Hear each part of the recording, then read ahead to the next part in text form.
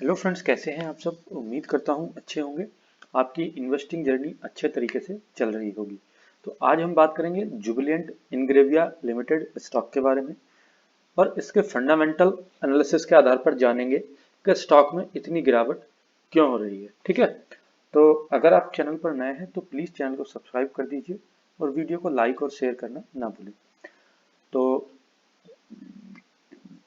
अभी हम देखेंगे, हम स्टॉक में फंडामेंटल और टेक्निकल दोनों आधार पर एनालिसिस करेंगे। तो फिलहाल हम शुरू करते हैं। तो जुबिलेंट इंग्रेविया जो स्टॉक है,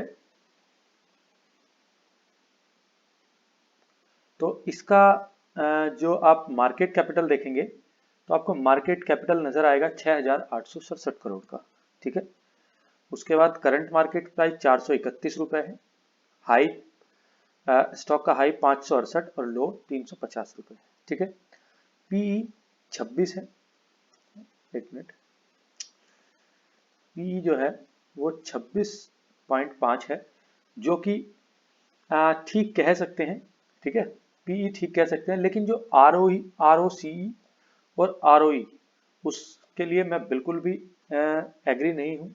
मुझे बिल्कुल भी पसंद नहीं आया है। ठीक है, तो यहाँ से स्टॉक में वीकनेस आपको साफ नजर आई है।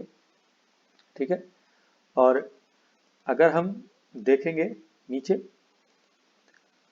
तो आपको और भी कुछ चीजें नजर आएंगी।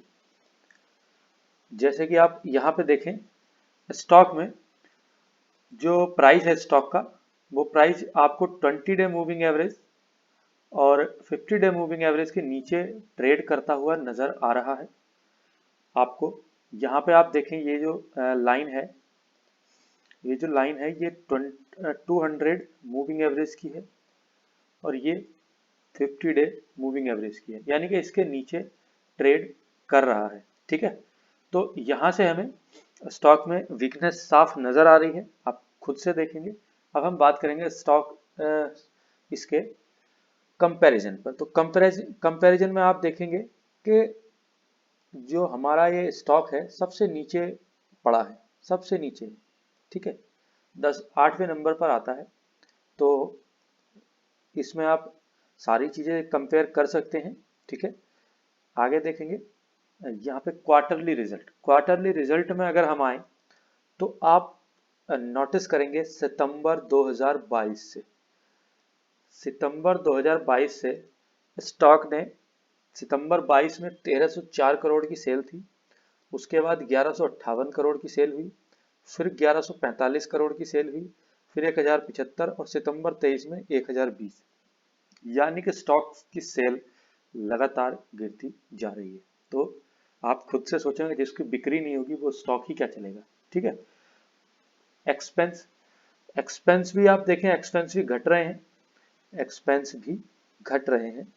ठीक है, खर्चे, जब वो सेल्स ही नहीं हो रहा, कुछ काम ही नहीं करेगा तो खर्च भी क्या करेगा। ठीक है, ऑपरेटिंग प्रॉफिट आप सितंबर 22 से देखेंगे तो 153 से घट करके 118 पर आ गया है। ठीक है, हालांकि पिछले 3 क्वार्टर से इंक्रीज हुआ है, 102 से लेकर के 117, 118। हो सकता है एक दो क्वार्टर में कुछ स्थिति सुधर जाए। Operating sorry operating profit margin जो है वो 13 फ्लैक्चुएट है, मतलब एक कंसिस्टेंट वे में नहीं है, लगातार ऊपर नीचे हो रहा है। प्रॉफिट जो है, नेट प्रॉफिट जो है, वो आप देखें तो यहाँ पे आपको नजर आएगा नेट प्रॉफिट 2023 से 2022 से सितंबर से लगातार 124 से 122, 76, 81 और 80, यानी कि लगातार प्रॉफिट गिर रहा है। अब जब स्टॉक का जो प्रॉफिट गिर रहा है तो आपको क्या ही वो देगा, समझ रहे हैं आप। सॉरी, मैंने बिफोर टैक्स प्रॉफिट आपको बता दिया, ये है नेट प्रॉफिट। यहाँ से आप देखेंगे सितंबर से बीच में कुछ बढ़ोतरी हुई थी, लेकिन गिरावट कंटिन्यू है और फ्लैक्चुएट है, यानी कि एक कंसिस्टेंट प्रॉफिट नहीं चल रहा है।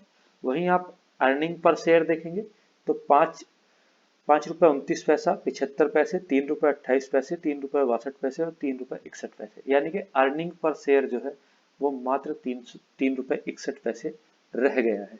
ठीक है। Profit and loss year wise अगर हम देखें 2020 में सेल नहीं हुई, ठीक है, कोई बात नहीं। 2021 में 684 करोड़, मार्च 22 में 4,949 करोड़ और उसके बाद से गिरावट, ठीक, लगातार गिरावट, ठीक है। और इस साल भी जो है 4,398 के सेल होने की संभावना है। एक्सपेंस भी घटे हैं, ठीक है। जो हमारा नेट प्रॉफिट है, नेट प्रॉफिट हम 477 से 259 पर आ चुके हैं, ठीक है। तो यहाँ भी आपको वीकनेस नजर आ रही है, ठीक है। बात करेंगे नीचे, कंपाउंड सेल्स ग्रोथ जो है वो माइनस में है इस साल की। कंपाउंडेड प्रॉफिट ग्रोथ जो है वो भी माइनस में है इस साल, ठीक है।